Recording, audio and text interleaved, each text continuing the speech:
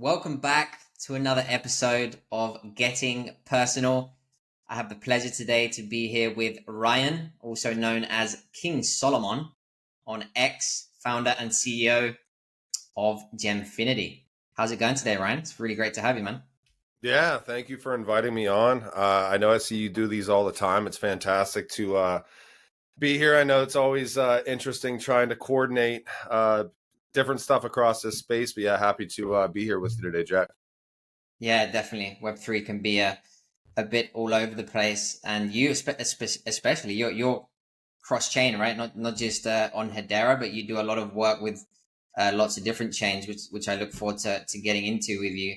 Before we talk about your personal journey a little bit and what you're working on at Gemfinity, I love to get the pulse from the guest, like the current state right now as we sit here today. Whether you want to focus more on Hedera or Web3 in general, what's your sentiment as we sit here today? I mean, my sentiment is consistently like, as far as the space is concerned and adoption of the technology, like bullish. We talked about this, Darren and I, through all the spaces and stuff that we host. I've known Darren for like 5 or 6 years, and one thing that we consistently say recently is that we've been desensitized to all the amount of news and adoption that occurs normally, because a handful, 3 or 4 years ago, just one announcement, that we've seen this year would be like the biggest news for like an entire 6 month tranche of time. And now we're getting stuff like every day. So, just try to think big picture as much as possible and not really get overly excited or overly down. A lot of people, the whole narrative of prices down, without getting into speculation and prices too much, but prices down, the technology must be terrible, or prices up, the technology must be great. Like, Yeah, that's not really the mindset that I have at this point. So yeah, I appreciate that. What's going back to going back in time a little bit, and the brand King Solomon. What led you into that brand? How did it come to be? Content creation, like how did that? Give me a little nutshell of what shaped you yeah, into the personal brand that you have today. it was, I mean, literally, I think I started my Twitter account in 2013 or 2014. And I didn't want to like just be like totally public on Twitter at that point. And this was like even before I got into the crypto space. And people always called me Solomon. So I literally just threw the king in front of it because it's like the biblical stuff, but never Uh-huh. even thought twice about it. And like, it wasn't this, plan to have like a bull with a business suit and all this other crap. It just like kind of happened and it stuck. So I tried changing my name back normal with just a normal profile picture, and then people complained and were like, you should just keep it with what it is. So yeah, not a Stay whole humble. lot of thought behind it though. It was just literally, that was what I picked in 2013 or 14, and it stuck. So I still have it up. And was that initial journey like would you say like content creator? What was the mission at that time when you started out? Oh, whenever I first started my Twitter, it was just like, oh, I think it was like right after Facebook started dying out. And I was like, oh, I'm just going to start a Twitter because other people were on here. And I didn't even use the account for a few years. Mm. But yeah, I mean, the journey stuff starting into crypto was pretty similar to most people in this space. Like, I think late 2016, I was recording an album, and the guy was like, hey, I was like, what do you want me to do? Send you PayPal? And he's like, can you just send me just pay me in Bitcoin? And I was like, what is Bitcoin? So, I bought a little bit of Bitcoin, had it on Coinbase. I ended up buying too much because I didn't like understand that, like the fractionalization aspect that you can buy any portion of a digital asset. So Mm. I think I was like, well, I better have this amount. And I had leftover Bitcoin in there, and like I checked 6 months later and the price went up, and I'm like, oh, this is interesting. Um, had no idea what I was doing. Rode that cycle in 2017, early 2018, and then kind of started doing some deep dives in content creation and stuff like that right after that. So Was that evolution into that kind of content, was that the beginning of Gemfinity, or does Gemfinity come a lot later? a lot later, yeah. A lot I later. mean, I would say like it kind of first started with like, and I never even like knew how to like research or any of that stuff online, but like I just started trying to find stuff. Like I got hooked into like Ripple and XRP, pretty heavily in like I'd say early to mid 2018. And I found that I kind of had a knack for like doing targeted searches and finding like connections and like partnerships or integrations that like I guess a lot of people couldn't find. And I kind of grew my account that way. And then the Genfinity stuff didn't really start. Well, I should preface like obviously diversified out outside of just Ripple and XRP stuff. I remember like getting onto testnet with Hedera, and I think it was 2019 with like daily timestamp and the MyHBAR wallet. And my first interview ever in crypto was with Christian Hasker in like June of 2020. And we started Genfinity middle of 2021. So yeah. And would you say that was an extension of the mission that you were already on, like to take it to the next level? I don't think we really knew what we were doing with Genfinity the first year. I love that. You know, we certainly like, it was literally just like, okay, I built, you know, I knew I had a big audience and all that other stuff. It's like, I want to start a project in crypto. So then a call to action tweet, and I think there was like 150 people in a Discord. And then the 150 people in the Discord turned into 25 people, turned into 10 people, turned into 5 people that actually wanted to like try to work on something. And we spent the full first year just being like, you know, do we want to launch an NFT? Do we want to launch a token? We kept kind of coming back to no. And after about a good year, we realized obviously we have like a network in this space of other content creators. The first thing that we tried to push out was kind of a run the gamut research report called the Lighthouse Report. And we did that for a few months. But we came to realize pretty quickly that, you know, most people in crypto just to start out with like a report and a research report thing, most people don't want to read in crypto, you know.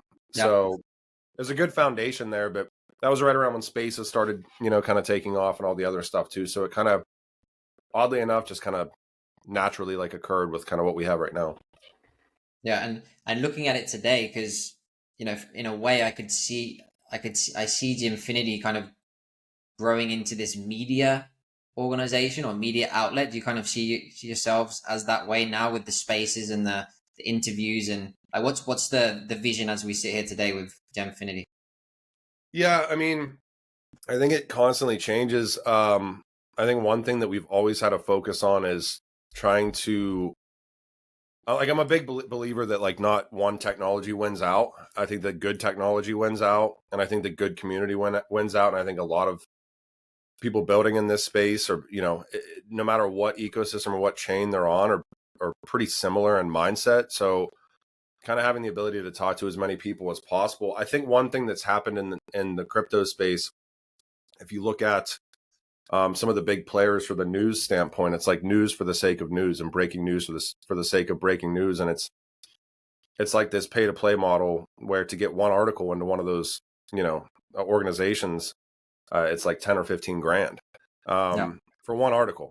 And it's like, and you know, you see a heavy kind of handed mindset from a couple of ecosystems that tie into those news outlets. And, you know, if it's not about Ethereum or certain other things, nothing against Ethereum, it doesn't really get talked about, and a light doesn't get, you know, kind of shined on it. So I think what we try to do is, you know, focus on like utility driven ecosystems or upcoming ecosystems, and like highlight builders in the same way that some of these larger publications highlight builders. Like why aren't, you know, projects in like Dovu and ESG or Bank Social with the credit unions, like why don't we see more articles about that stuff? So we try to like highlight, you know, these ecosystems in a way that whatever way we can. Yeah, and still no NFTs or token then, yeah? No. And that's not to say that I would never be interested in doing something like that. It's just like, as soon as you inject in, you know, and there's nothing wrong with this, but this is just my opinion. As soon as you inject in a level of incentivization, like, and it's tied to real like finances, it becomes hard to like branch out and be like a little bit as agnostic as possible, because you almost inherently silo yourself a little bit when you start bringing, you know, financial aspects into anything. That being said, I do think it's really interesting, like even on Hedera, if you look at like the We the Mouth group and all the other stuff. I think when you tokenize communities, it is really interesting. Yeah. I think just from our end, we'll probably play the waiting game and see how all that stuff turns out and what makes the most sense down the line, or maybe we never do something like that, so. Yeah. When it comes to, whether it be governance, you mentioned the mouth, or even, karate, how they've used the token to kind of give that ownership to the fans. I guess that could be an interesting. I don't know if that would make sense from a Genfinity standpoint, but more so the utility than the financial. I know obviously it's always tied, can't really separate them. But yeah, I guess there's different ways to go about it. Well, I mean, one thing that I think 100% we're going to see in time is like, the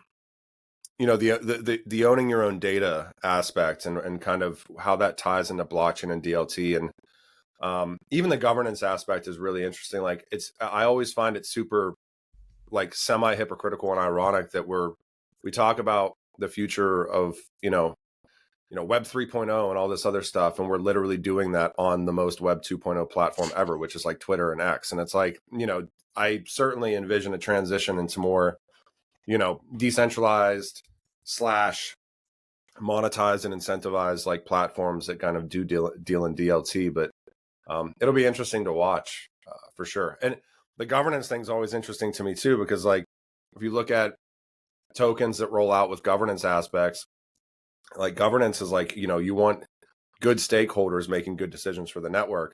And a lot of like some of these tokens have governance aspects attached to them, and they're like just going to VCs that really could care less. They just want to like sell their portion and make their money. And, so I think that we'll see a continued evolution of how a lot of these different factors kind of play in with token economy and all this stuff.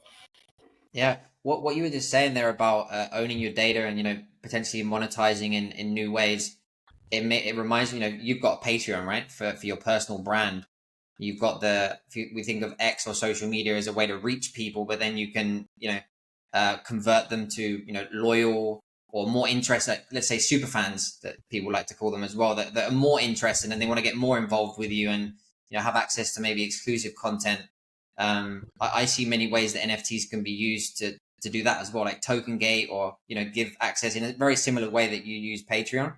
So I don't know if that's something that, could be of interest. Yeah. I mean, yeah, I used to have a lot more deep dives and stuff like that on there, but no, I totally agree. I mean, I think and this is, I think, not only just from the creator side. I mean, I think that this is kind of one of the big ticket items when you look at traditional finance and big brands and big companies. And, one of their goals is obviously how do we become closer to our consumers in whatever way possible. And I think that like tokenization, NFTs, all that like is certainly that direction that we're already going. You start to see like these, I don't think they've done it correctly yet. Like, Adidas and NFT just, are launching NFT collections, but not really seemingly having a business model, like a sustainable business model around them. I think that we will get to a point where leveraging the technology and these brands launching NFTs, tokenizing their assets, things like that, doesn't become just let's do it because it's a trend thing and let's allocate a small department within our company. I think that over time, the technology will revolutionize all these different companies. And if they don't digitize like entirely, I don't know what happens to them. I don't think that they'll have, a really long kind of run rate once a lot of factors like regulatory clarity and all this stuff starts to converge. Yeah, I couldn't agree more with that for sure. What about in your journey? How many years has it been Web3 now for you?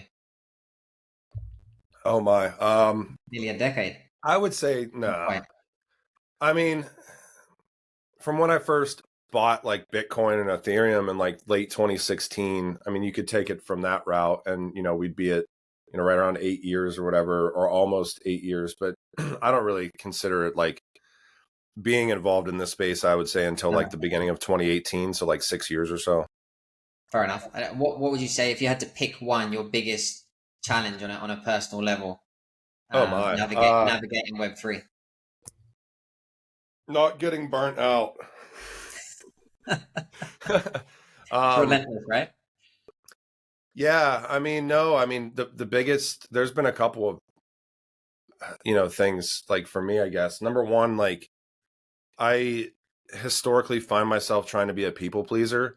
And I think this space offers a lot of really valuable like life lessons. Number one is that you're like that I've had to just realize is there's no possible way that you're ever going to please everybody all the time. Even if you do great things like, out of the goodness of whatever for people or projects or whatever, this space is very, what have you done for me lately? And, that's been a lesson to learn. I think just the sheer, the willingness to accept the fact that you can't be everywhere at once as well, and that you're not going to catch everything. You're not going to be the one that, finds this really cool piece of news or breaks this really cool thing or whatever. I think that, the willingness to be humble and the fact that that you can't be the end all be all, and that other people, have to, or, are going to find stuff or do really cool stuff, everything else. I'm trying to think of some other ones. I mean, just the sheer, this because you host spaces and stuff, just the sheer, like, it doesn't stop. Like, this space doesn't stop. So being able to shut off and be okay with shutting off every once in a while has been a really big lesson. Yeah. There's so many lessons. I mean, and at the end of the day, what's really cool about this space is the technology keeps changing. So we should consistently, like, in my opinion, we should consistently be making mistakes, like, so that we can learn from those mistakes and keep growing. Otherwise, what's the point? Like, I'm always interested when I see those accounts that are like, my opinion is the best opinion of all the opinions, and what I'm saying is like totally correct. And it's like, I just totally ignore all of those accounts because it's a nonsensical viewpoint, and that's not how we're going to grow anyway. So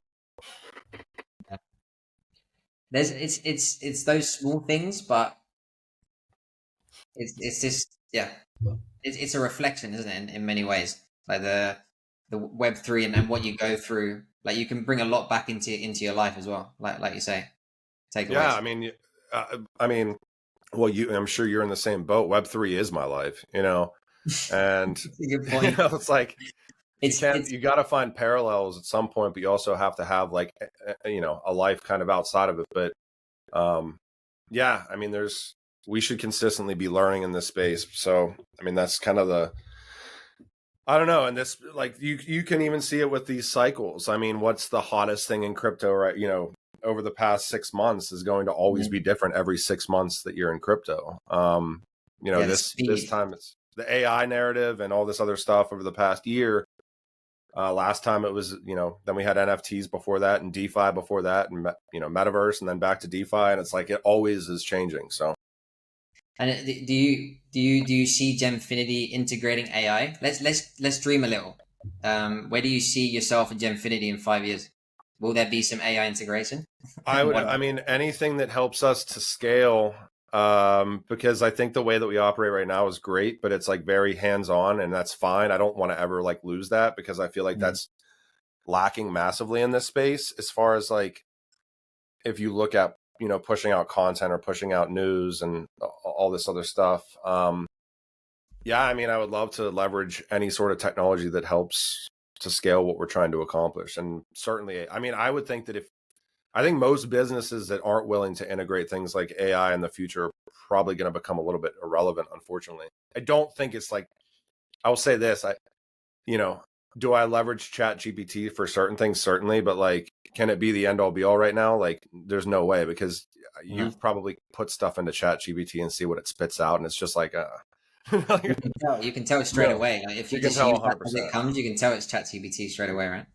Yeah, I mean, I would, like, right now, I feel like it's at that point where you can leverage it for value add stuff, but I don't think that it creates like the inherent underlying foundations of like value. Like, I'll leverage Chat GPT right now to add additional layers of things, but as far as it being like the core underlying layer of content or anything, there's just no way.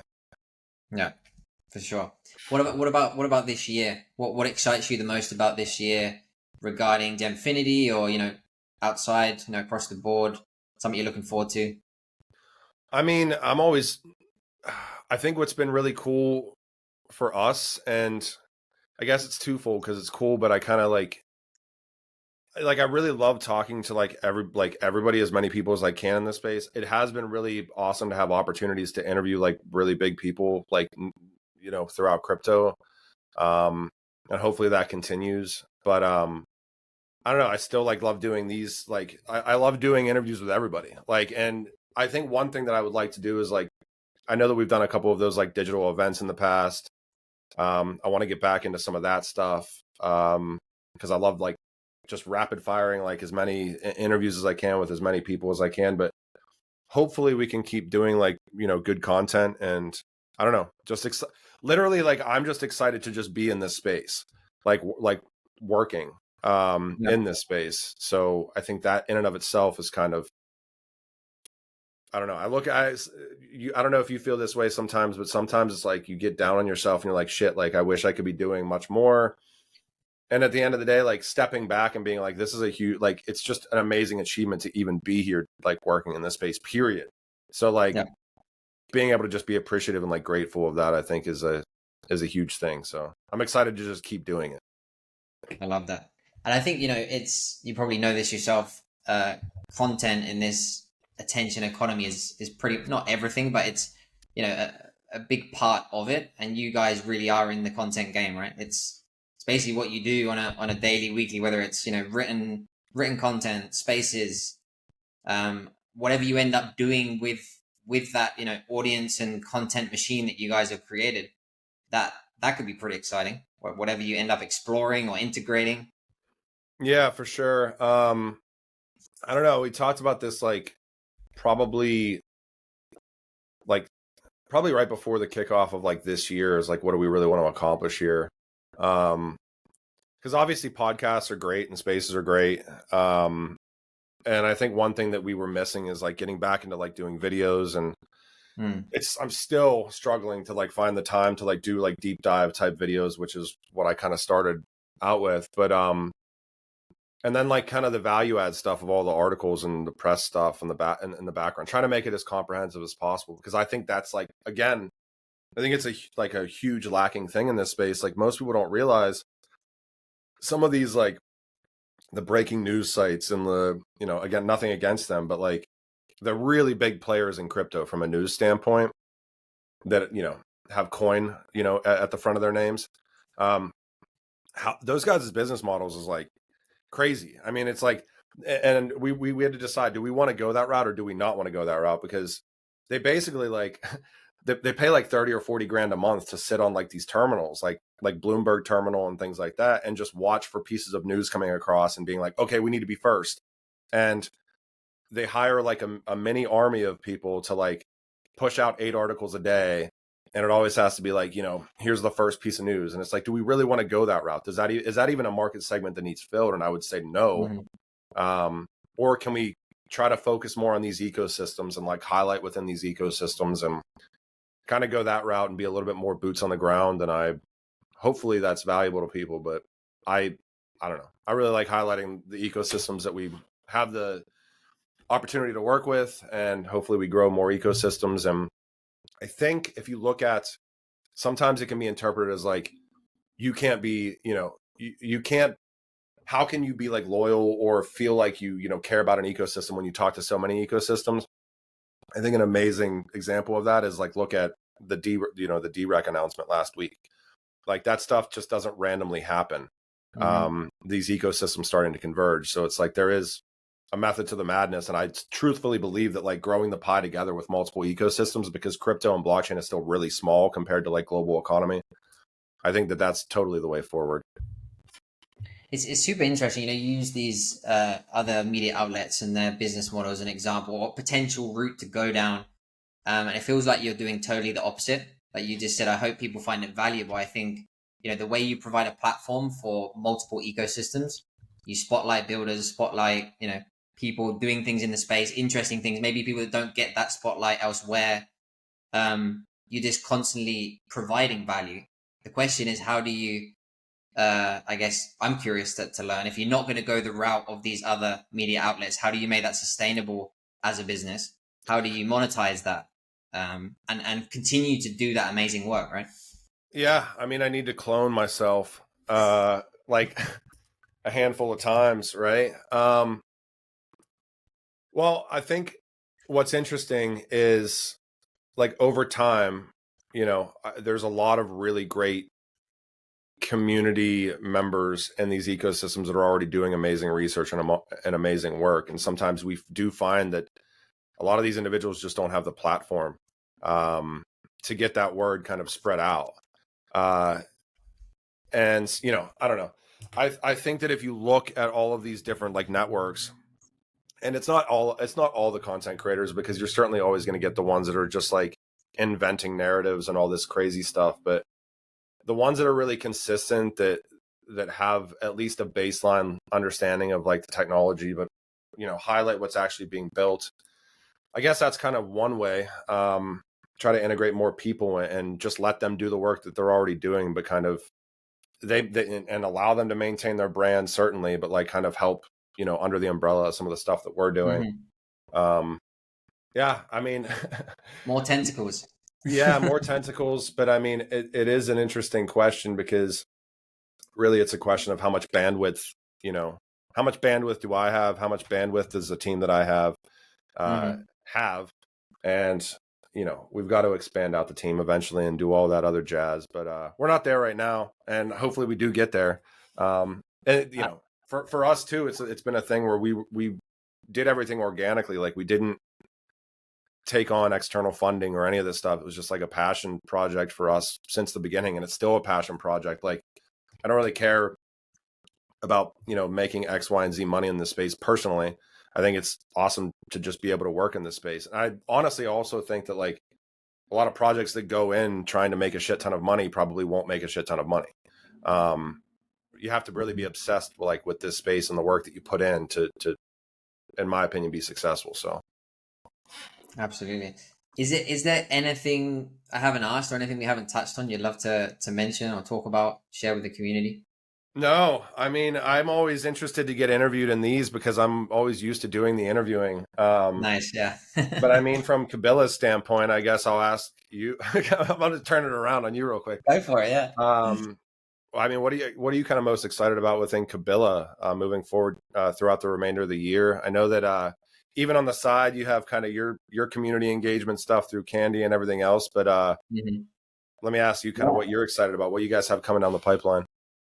I mean, we're very excited. The KBL token, which is very, very much anticipated. It's something that we've been planning for a long time, but really waiting for the ecosystem of dApps that we have to be mature enough so it can actually be used. We didn't want to just launch a token and have a token just to have it. We wanted to really wait until that we have the wallet and the tools and the marketplace and other dApps that are in the pipeline so it can actually be used. So that's going to be an exciting moment for Kabila. The Kabila ecosystem as a whole. And I think, talking for myself, I think it's having all the dApps built out and ready for like proper onboarding, right? Because right now we have amazing dApps, but we don't have that all-in-one solution to go to Web2 brands and businesses and say, hey, you have everything here. It's really easy. The onboarding process, you got the education, the tutorials. That I'm really looking forward to that moment, because right now when I speak to people in Web2, it's like, that's great, I get it, but for now it just feels like there's too many hoops, too much friction. I've got to onboard my customers as well. It's not just me learning it, it's my customers as well.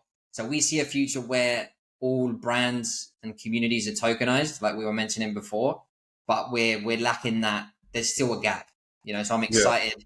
I don't know if it will happen this year or next year or in 3 years, but that's, we're building towards that, and that excites me a lot.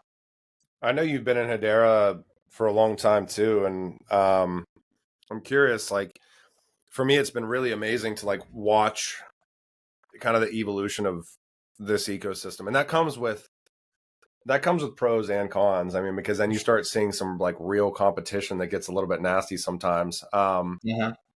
But from your stance, I mean, just watching kind of the tooling and the actual functionality of what you can do on the network, what's been built, like, it's been absolutely crazy to watch over the past, there's been little segments of it, like little tranches of stuff going live. And then, like, I remember a couple of years ago, like the NFT aspects on Hedera had like a renaissance when every other network NFT aspects weren't even like being talked about. Hmm. I feel like we'll probably see some similar stuff with DeFi and other aspects. But what's your kind of take on just how much has been built and what's here right now versus where we were at a couple of years ago? Yeah, I mean, I joined Hedera. It's gonna come up to a year and a half now. So I wasn't around when when you guys had that fun NFT moment. But I've heard so many things about how, they were being exchanged or sold in DMs, and Oh there was yeah. this really rudimentary kind of the basics to just. I think some NFTs were being minted, and then they realized that they were actually fungible tokens. There was there was this playground, but it was just like the most basic thing you could come across. And if you look now, 2 years later, all of the NFT infrastructure that we have now, I think now we're in a place to, for an influx, not just to cater to the community we have, but for a real influx of creators and communities to either bridge out to Hedera or start on Hedera, or, whatever it is they're looking to do. I think we really have some interesting tools on par or even superior to some of the other networks. Not that we need to, Yeah. compare, but it's just really crazy. And I think a big part of it is the Hedera token service and the SDKs and a lot of the infrastructure that allows developers to build in programming languages that are familiar and not necessarily Solidity. That what we've built in a year and a half, 2 years at Kabila is, in big part due to that. It's really amazing what you can build, and in the time you can actually, deliver it and implement it here on Hedera. Yeah, and I mean, from your guys' stance, I remember a while back, as far as like the NFT creator toolkit that you guys have, what else out there exists similar to that? Like, what uniquely does Kabila offer in that regard for creators looking to come in? And are there what else exists out in the ecosystem right now that would be comparative to that? I guess would be my question, because I know this is more of a personal question. I wanted to get my kids into making NFTs again and all that other stuff, and I think that is a huge onboarding aspect into a network. So Yeah, I mean, it reminds me of Lorelei, she's a 10-year-old artist being onboarded to Hedera right now with her dad. They're using Kabila tools. She's 10, and Ricky, the father, probably around our age, roughly. And he's able to do it. Like he's not tech savvy. So I think that the fact that it's no code, it's fully self-service, it's permissionless, so you can just set up your wallet, go on, log in. You've got tutorials next to each tool, so it's, even if you've never used it, you can go through the tutorial, get an idea, then you can play around and experiment. And I think that experience, as someone who's I mean, he's been around in Web3 for a while, but still just not tech savvy. And I think on other networks or prior to having this kind of toolkit, it feels daunting. It still does, but like really removing as much of that intimidation as possible for people to just have fun with their kids. Like you say, like just really get some art, create some art, put it on chain, and then share that with the community or people around the world. Like to have for a 10-year-old kid to have people buy their wherever they're doing their art, whether it's on an iPad or having physical, you could tie it to physical stuff as well. I just think it's such a, I don't know, like they've been on spaces together as well, Lorelai and her dad, and it's so fun to witness that they're having that experience together, and able to. Yeah, you're certainly can't imagine it being too far off until you have your first Hedera, youth NFT creator, paying for an entire education for themselves and things like that. And that's like massive. I mean, we hear it in the GameFi world, where there's people in, some of these exotic corridors where they don't necessarily have access into, the traditional financial system, and their normal pay would be X, Y, and Z. And even some of these pay to play or pay to earn aspects for gaming, like literally gives these people enough money to feed their families for a month. I mean, that's like a huge, Massive.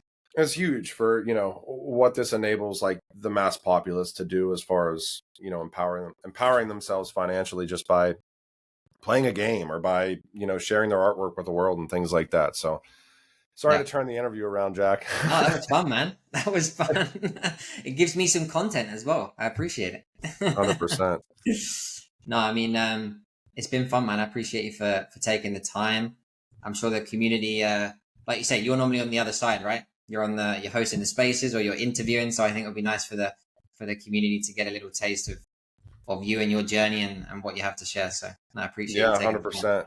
No, I appreciated it. So I'm willing to do these whenever, and apologies for hopping in a couple minutes late here. No worries. It's Web3, man. And it's Monday. So It is Monday.